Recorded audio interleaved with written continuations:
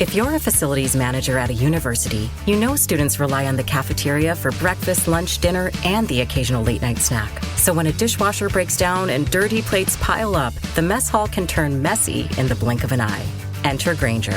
With over 1 million industrial-grade products and fast delivery, the product you need now is never far away. So you can turn that dishwasher back into a lean, clean washing machine. Call, click Grainger.com, or just stop by. Grainger, for the ones who get it done.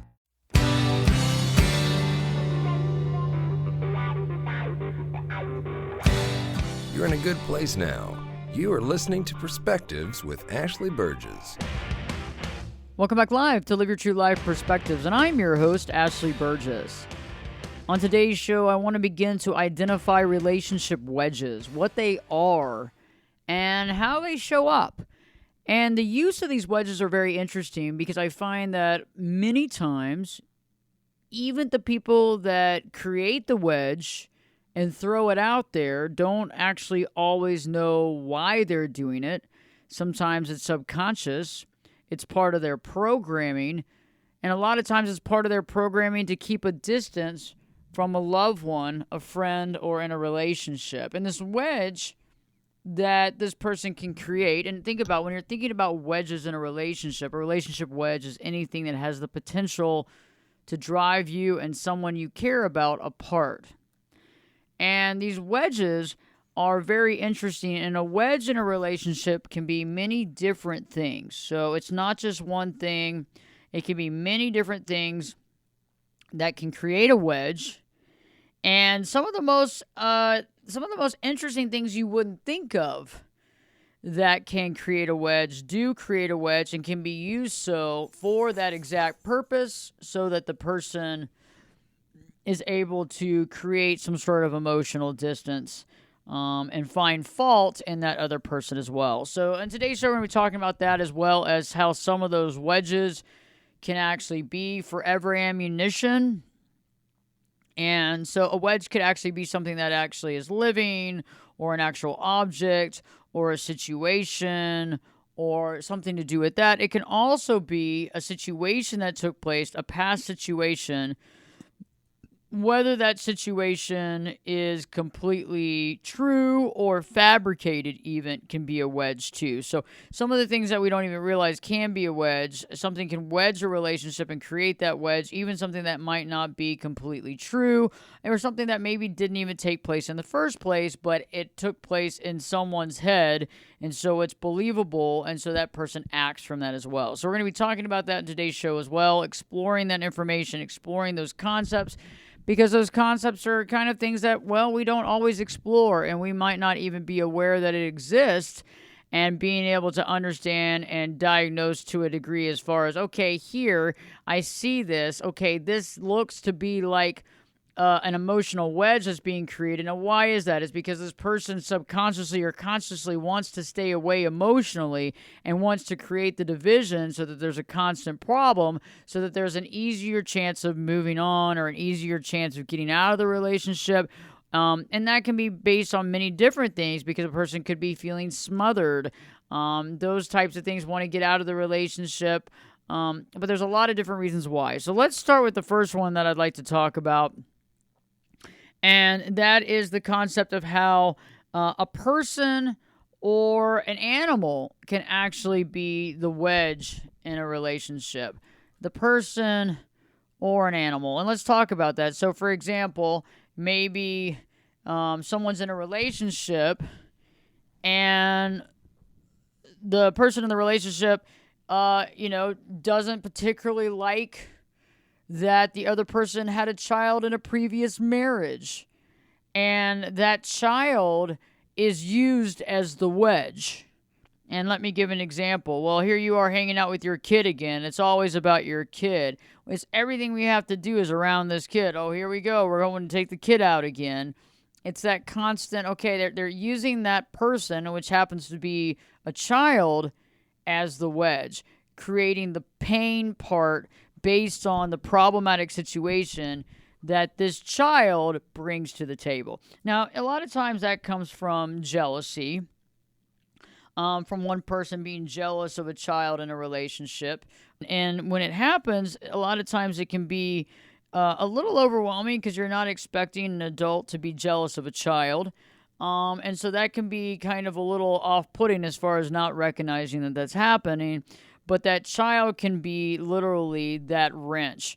I've also seen where, people have been previously married, they have adult children, and those adult children are now having grandchildren, as far as parents are becoming grandparents, and the children are now becoming the parents. And when, the grandparents are wanting to see the children, and, they're not the children of the current spouse, they're not the exact children of the other spouse, the current spouse gets angry, upset that the other person is taking time out to see their kids and taking time out to be at the hospital for the birth of the grandchildren. And this can be challenging too, because, it can be an all or nothing thing. Well, if you're going to continue to hang out with your family, or you got to go see your kids, or you got to go acquiesce to your ex-wife. The ex-wife can be a wedge. I see how you still talk to her. The ex-husband can be a wedge. I see how you still talk to him. And that's really hard when you're dealing with folks that don't understand that, to some degree, if you've been married and you have children, even if you have dog children or cat children, but most definitely when you have, human children, you're going to have to be in contact with that person a little bit, at least to discuss the children and the situation. And it's hard because sometimes you might be in a relationship with someone that doesn't understand that. And so the past wife or past husband becomes this permanent wedge in the relationship, where anytime something is going wrong, they bring up, here you go, you're going to talk to your ex-wife again. Oh, here you go, I see you, you're on the phone with your ex-husband. You still have feelings? What's going on? Should we just go on and break this up right now? This is insane. I wouldn't talk to my ex. Another wedge that I find is very interesting that many of you might not even be aware of is the wedge that can be used with a cat or a dog. Even a bird, for that matter. Even a pet pig can be a wedge. In multiple different ways. For example, the dog, the cat, the bird, the pig. Maybe that one person doesn't want to leave that pet. And I understand that. I love my dog, and I want to take my dog Buddy everywhere. And he's here, in the studio right now as we're doing this show. But sometimes it gets to almost an unhealthy way where the person literally has to have that dog, cat, pet, pig, bird in the house right next to them at all times. And I've even had some clients tell me about how, the dog or cat has to be in between them at all times, even in bed all the time. And how that's kind of become an absolute wedge as well. And see, again, it's like the animal, even though the animal doesn't really understand what's happening, the animal is being used as a wedge in the relationship to create an emotional wedge. And this is very powerful stuff that I'm talking about, because many of us are not even aware that this is happening in our own life. Many of us are not aware that it's happening at all, period. And these types of things are very interesting to discover and unravel. A lot of this, too, is like when you're dealing with a person, a child that's a wedge, or a dog, cat that's a wedge, that's something that's not going to go away. So that's something that's either being used as a deflection piece, that's either being used as a defensive piece, that's either being used as a forever ammunition. It's always about your kids. You don't care about me. Your kids are always first. It could be the other flip side where it's like, I love my dog more than I love you. And I'm not going to let this dog out of my sight. And, the dog comes first. And I love animals, But again, thinking about that from that perspective and how that would make another person feel, especially if the other person you're married to might feel a little slighted in the fact that, the dog comes first. And that's fine. For many of us, our animals are always family. But think about it from that perspective. And that wedge is going to be there, whether the wedge is being put in by someone else or we are creating that wedge. And so many of us can be on one side or the other of this equation in today's show. I've also realized that health issues can create a wedge. And so when somebody's gone through a health issue, They can use that as a way of not getting intimate. They can exploit that health issue to the nth degree to use that so that there's not any sex or interaction. There's a lot of folks out there that, I understand back pain. I've had a lot of back pain in my life. I've had spinal surgeries. I get it. And I feel bad for anybody out there that has back pain. I'm not judging. I'm not getting down on you. But some people do have back pain, but some people might be using that a little bit more to not have intimacy, to blame it on the back pain. Many of y'all have gone through, health issues that, it might affect you, but you don't let it affect your relationship. And I'm talking about when we allow it to affect our relationship, especially intimacy and connection, that's a wedge. On the flip flop, if you have someone that you're dealing with that, the health situation that they're dealing with has become this like kind of elephant in the room where there is no kind of touch or anything like that, that can be really challenging overall. That can be very challenging overall because it's the constant thing. When you come in, you try to give them a hug, oh, this or that, or you forgot about this, or, that really hurt. And it can be challenging. I mean, there are some people out there that the touch can be painful to some degree, but also it's probably painful on the other side when someone's not able to have touch and can't touch because of the other person as well. And so these health issues can run amok as far as the wedge is concerned. And again, these are things that you just don't know. Is it the person that's going through this much pain? Is it really the much pain that they're going through? And the pain is at such a level that they can't deal with it. And so they can't deal with the pain. And then therefore this, they feel this way. And if that's the case, sure. But sometimes I feel like it is, extremely painful. And other times it's a way of creating that division so that they don't have to feel that feeling or go through that situation in general, which is very interesting. And I found that especially during throughout COVID was used as a massive wedge with a lot of people as well, especially in friendships, family dynamics, and relationships. And I understand, it's important to stay well. However, some people took this to the extreme and divided up families for years. Some people took this to the extreme of not allowing some people to go see their kids from other marriages because using the concept of COVID as the wedge. There are some people that also are married where the house was divided in half and plasticed up and separated, and because one person worked, the other person would not see them unless they were masked and on the other side of a plastic wall. Again, the COVID became the wedge. And the thing is that the wedge usually is guised as something else, right? Because the wedge is guised in a person, a place, a thing, a sickness, an illness.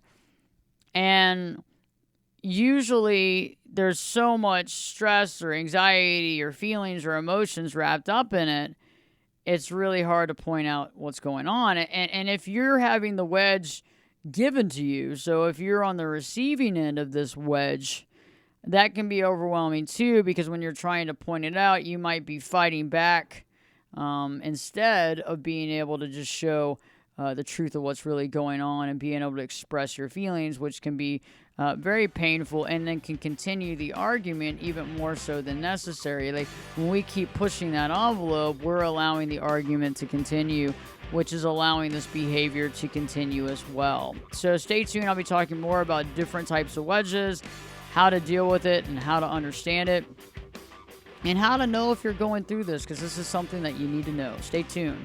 Live Your True Life Perspectives with me, your host, Ashley Burgess, will be back in. I'll be back this time in 2 shakes.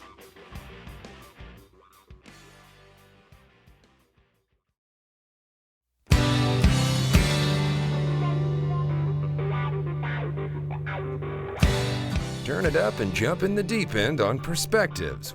Now, here's Ashley. Welcome back live to Live Your True Life Perspectives, and I'm your host, Ashley Burgess.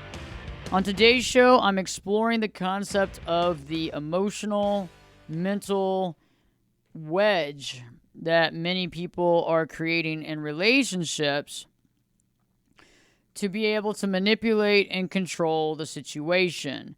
It's interesting, like I was talking about earlier, the concept of a wedge being a child or another person or a friend or a pet. All of these living creatures can be wedges when used to be a wedge. So, for example, the child from the previous marriage that the new spouse has an issue with, that can be a wedge. And every time the husband or wife goes to see their kiddo from the previous marriage, it's brought up, oh, you're always spending time, you're always doing this, where are you? I never get to see you, you're always constantly doing this. And so it becomes this wedge, and then it becomes kind of this resentment piece, and then it's brought up numerous times over and over again in any sort of argument or fight about how you spend too much time with your kid, or how the kid's using you, or how you're spending too much money on the kid, or how you have to interact with the baby mama or the baby daddy, and how that's impacting the current situation. And so there's this constant barrage. The health issues is an interesting thing too, because I know that a lot of people have health issues, and I understand for sure. And I understand how they can impact us in our day-to-day life. I also understand how they can impact us in relationships, and I get that. However, sometimes the impact is not as impactful as some of us claim, right? So we create this wedge based on, I have this health issue, don't touch me. Oh, my back hurts, I can't have sex, da-da-da-da. Like constant something that's going on that gets in the way of having connection with the other person, that gets in the way of having that intimacy, and that's a big deal. So that's something that a lot of times people are not aware of. And then sometimes it can be really challenging to somebody, because if it's being used constantly, it can make the other person feel small. It can also make the other person feel as though they're very unattractive or not wanted. There's lots of different levels to this that can come into play when that happens. COVID is an interesting thing, and that was what I was really talking about right before the break, was just COVID, and how COVID, yes, I understand COVID, but COVID was used as a great divider and a big wedge with a lot of people. And there was a lot of people that said, hey, okay, we're going to get together anyway, even if we need to go outside or whatever, but we're going to make sure that we keep the family together to some degree. But there was other folks out there that were like adamant about not, and COVID became the big deal, and they separated families from it, or they didn't see, they wouldn't allow their spouses or, to go see other people or to do things. And, there's some that actually divided the house up in plastic and wouldn't even, kiss or hold their spouse anymore. And the COVID became the wedge. And there's some people that are still living this life right now where COVID is the big wedge in the relationship, where the person can't go to work and come back home and see their spouse. Or connect with their spouse unless they're outside and a few feet away with a mask on. And that's really challenging. And I understand that there's some people that are dealing with some PTSD from getting COVID, and maybe the COVID was extreme, and I totally understand that. However, when we're living in fear like this for a long period of time, and then the relationship is suffering through this as well, that wedge becomes, catastrophic. Emotionally, mentally, physically for the other person, and spiritually for that matter, because you begin to question the reality of the relationship as well. The forever ammunition is a big piece too, and that's a big wedge creator, is forever ammunition. And so what I've been talking about so far is wedges in general, but there's a forever ammunition that can go a long way to creating a wedge. And this forever ammunition is stuff that we can bring back up in an argument to be able to separate things, to bring back up in an argument, to stop the argument in its tracks, bringing it back to the forever ammunition. So when I return, I'll be talking more about forever ammunition, how to spot forever ammunition, and what we can do about it. Stay tuned. Live Your True Life Perspectives with your host, me, Ashley Burgess, will be back in. I'll be back this time. in 2 shakes.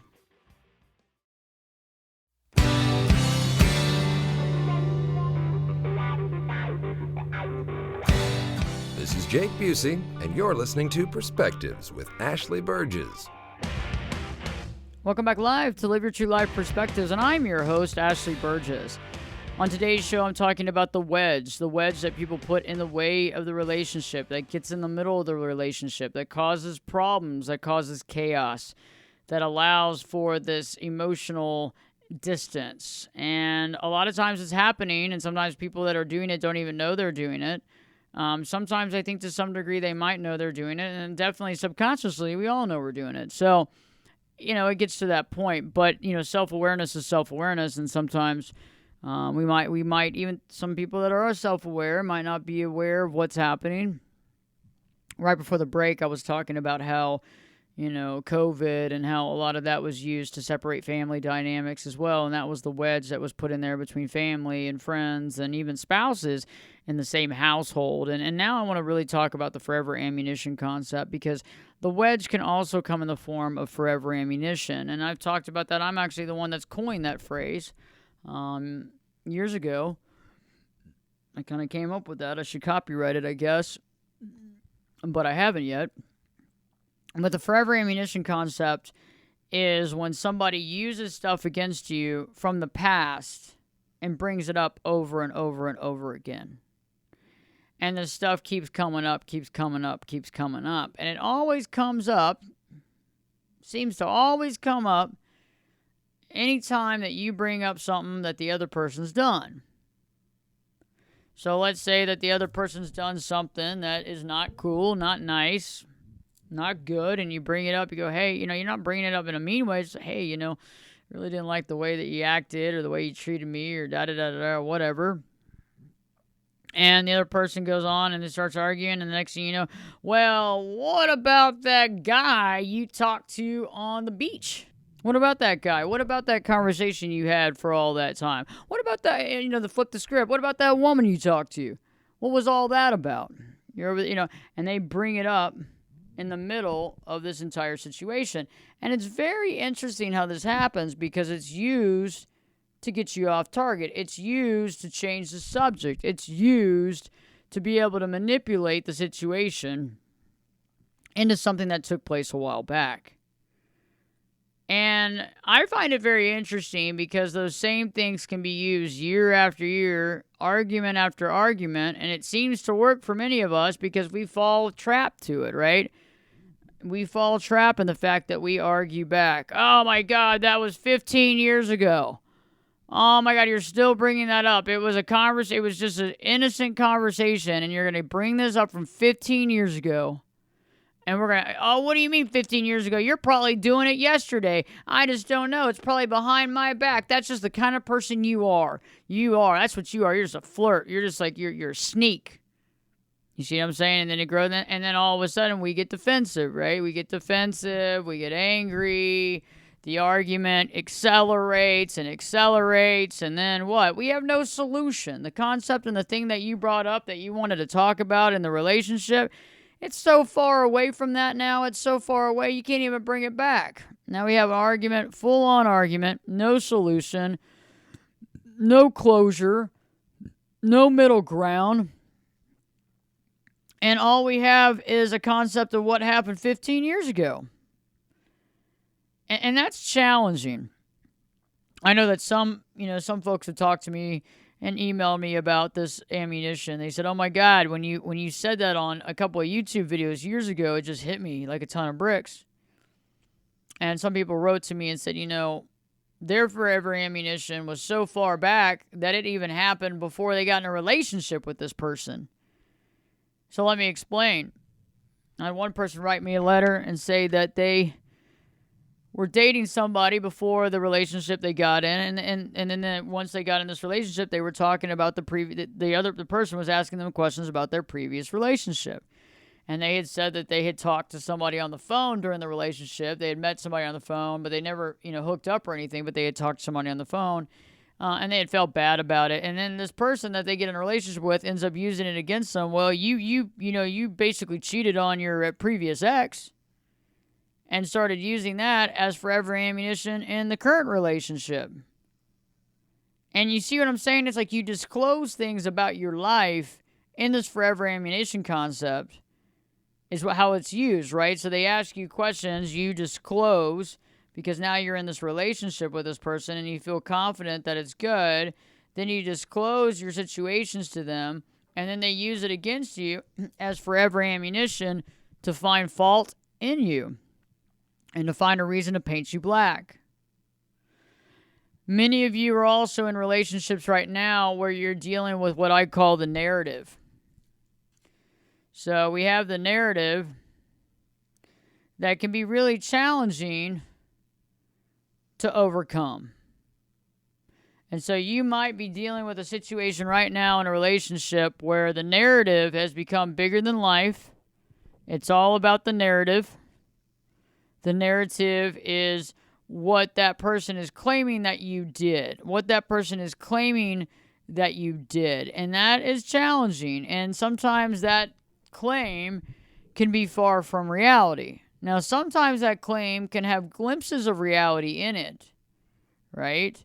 And I'm not talking about when the claims are real. I'm talking about when the claims are fabricated. It's a narrative, and then you're dealing with fighting against a narrative. And fighting against a narrative is really hard because it's like fighting against a person's dream. You know, a dream is a dream. It's not reality. And it's like, you know, when somebody feels that you dream cheated, they wake up and they go, you're a jerk. You were cheating in my dream. Okay, well, you know, I can't control the fact of what you dream about. And the fact that you had that dream doesn't mean that I'm a cheater. And now I'm going to have to sit there and argue about how I'm not a cheater. And I'm going to have to prove to you that that wasn't true, the thing that happened in your dream. And dreams are very literal, by the way, and so it's not always just because you dream that somebody's cheating doesn't mean that they're necessarily cheating. Dreams are extremely literal, and it's something that I love to interpret. Dream interpretation is something I love to do. But when you think about this, it's like fighting someone's narrative is like fighting their dream. It's created and manufactured. And many of you are having to deal with that type of forever ammunition where you're fighting up against the narrative that you can't win against even though it didn't happen. Even though it didn't happen. And that's what I want you to think about. That's what's so critical here. That's what's so critical here, because if you're dealing with something like that, for example, maybe there was a night when somebody got physical and you were involved, but you didn't touch the other person, and that they got hurt in the process of kind of basically trying to hurt you, they might recreate the narrative as so that you were involved in the altercation, that you started the altercation. Sometimes the way that people remember things are the way that they choose to remember things. I've worked with clients, where, the truth was the truth, and then a couple of days later, the narrative was completely changed, and then a year later, it never happened. Even though there were witnesses and even police reports, apparently it never took place. So it's a very interesting spot to be at when we're in the middle of something like that, where that's being used as forever ammunition and the wedge. So the fight that didn't take place or the thing that you didn't do becomes this wedge, and every time you're having to have a conversation with them or you'd like to communicate with them in a healthy way, they bring up the thing that you didn't do. And then you're over there trying to argue the fact that you didn't do it. Part of you wants to just agree to it because you want to get past it, but I'm telling you right now, if you agree to things like that you didn't do, that's a slippery slope and that's a lie. So if you didn't do something, why are you agreeing to the fact that you did it? And what happens there is that it doesn't end there. I know that you think, okay, if I just agree that happened instead of the way it did, she or he will drop that story. Well, no, normally that's not the case, because then they're going to say, well, what else do I not know? Or what else are you doing that I need to know? All these things are very interesting. So I want you to think about that. So be careful before you before you say that you did something you didn't do. Be mindful and aware that this is probably not going to gain you any points. You might actually lose more points. And then by you agreeing to that, they can go around and tell everybody about it later on. But these fights are very interesting. The possibility of cheating. There's a lot of folks that use that wedge for cheating. Oh, I know you're a cheater. Your dad is a cheater and you're going to be a cheater. I mean, that's pretty terrible when people say that kind of stuff, based on things that your parents did, is the fact that, oh, now because they cheated, you got to be a cheater. I mean, this is some hardcore stuff that people are putting on each other. And, it's like you're trying to live down something that you haven't done. And that's really hard to do, because how do you live down something you haven't done? It's really challenging. And I find that it's really hard to do. And that's why it's important to sit there and go, okay, if this is happening to you in a relationship, how long has it been going on? How long has the forever ammunition been there? How long has this argument been there? How long has this been the wedge in the relationship? Because it's a mighty big wedge. It's a huge wedge. How long has the wedge been there? And how long have you been dealing with this wedge, especially these wedges that aren't true? How long have you been dealing with it? How long have you been fighting for it? For many of you, you might be fighting to see your children from the previous marriage with your current spouse. I need to go see them. Or you're always seeing them, so you're having to fight to get out there and see the kids. You're having to fight and having to defend the fact that you had to pay for school supplies. You're having to defend the fact that you had to buy them school clothes. I mean, how long do you have to defend, and how long are you willing to defend something like this over a period of time? And I don't know about you, but eventually even the best people in the world, they get beaten down, over time. And it's just depending on how long you feel like you can deal with this and allow this to be, how long you feel like you can continue to do this and hang in there. And you got to really think about that, because each time that you're trying to defend yourself against something that's, one, not true, or something that they knew was a given situation when they got into the relationship with you, as far as like having kids from a previous marriage, or, having an ex that you have to talk to because you have custody stuff. I mean, all those things, they went into it knowing full and well that this was part of the package. And then when that stuff starts getting questioned and you start getting called on the carpet for that, these are the things that can really break someone, because it just gets really challenging over time and frustrating, because it doesn't seem like there's ever going to be an end in sight. And that's what's so, I think, challenging when we're dealing with the forever ammunition. And that's why I think is really challenging, is that when is it ever going to end? How is it ever going to end? Will this ever go away? And that's what you have to ask yourself. That's what you have to think about. And, when you think about the forever ammunition too, it's like, we have to get right with that. So if somebody's using forever ammunition against you and it's still triggering you, how bad are the triggers? And what does it trigger? Why is it triggering you so much? So that's a big question. It's like, because if it's triggering you, why? And if it's based on something you didn't do, is it because you want to prove your innocence? Is it because you get tired of being controlled or manipulated? Is it an anger because of the resentment toward the gaslighting? Is it the fact that there's part of it that you started believing because of the way that they treat you and how they address you and the way that they label you? All these are interesting questions, but we can't end a trigger until we know why we're being triggered. We can't stop being triggered unless we know why we're being triggered. And this is so important to understand, is like how and why we're being triggered. And if we can start getting down to the bottom of that, we can start analyzing and understanding better what makes us tick, because that's what it's all about.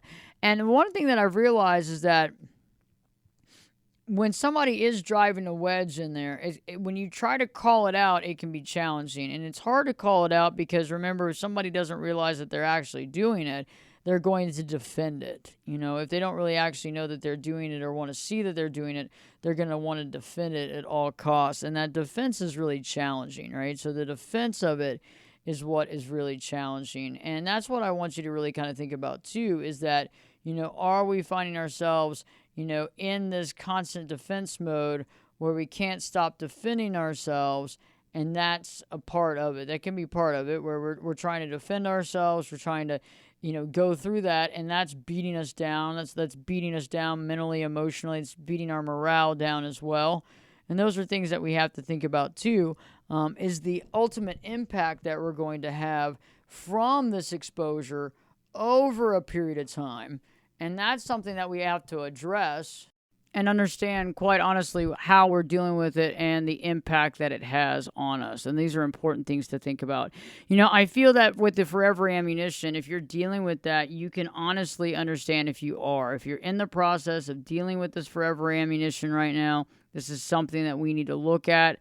This is something that we need to understand. And so whether it's a situation that took place years ago or something that they thought you said or something they thought you did, especially if it's something that didn't happen, and that's one of the hardest things to get over, is you're fighting something that didn't really take place. And that in and of itself is very challenging, it's very overwhelming, and it's very tough to tackle. So stay tuned. When I return, I'll be giving you some tips and tricks on how to deal with this and some ideas that may be helpful to you if you're going through this. So stay tuned. Live your true life perspectives. With me, your host, Ashley Burgess, will be back in. I'll be back this time in 2 shakes.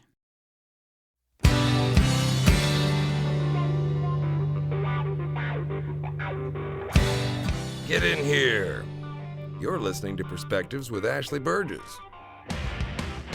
Welcome back live to Live Your True Life Perspectives, and I'm your host, Ashley Burgess. On today's show, I'm exploring the concept of the wedge in a relationship. The wedge can be in the form of a person or a pet or a previous relationship or a previous partner or previous spouse. It can also be in the form of health issues in order to create that wedge so that there's that physical wedge, and then that wedge can create and mutate into different things. We also talked about the other options, but also as well as the forever ammunition, the things that took place years ago that you seem to not be able to live down, those things, those stories, those comments that are used to create the effect of no solution, even though when we're trying to get solution in a situation. So it creates that circular logic where we're stuck not being able to explore solution, and in fact, we're trying to defend.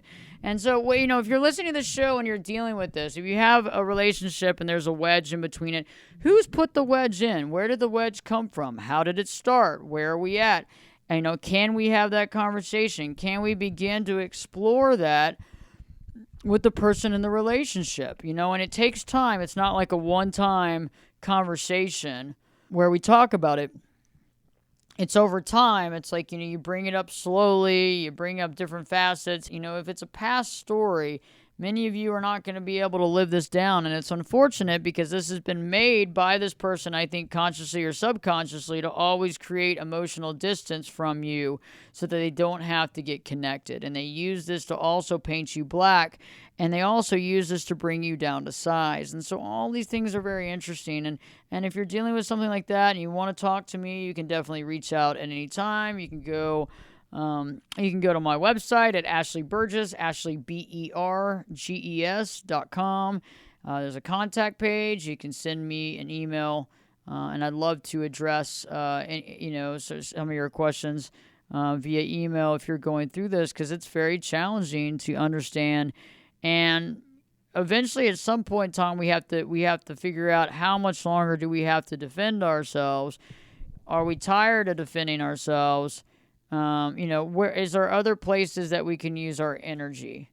Is there other forms of using our energy for good instead of what we're using our energy for? And these are things that we all have to think about individually. It's not one size fits all, but there comes a time in life where we have to realize that, if we are unhappy and things are not working out, how much longer are we willing to deal with this unhappiness? And then how much energy are we willing to keep throwing out this to try to make it work if it hasn't been working for a long time? But we definitely want to explore. We definitely want to, uncover everything. We want to move every rock. We want to look under it. And that's what I help clients do, so that there's no regret at all coming out of that situation. We want to have no regret. We want to also eliminate our resentment, and we want to eliminate our triggers. And those are things that I help clients do.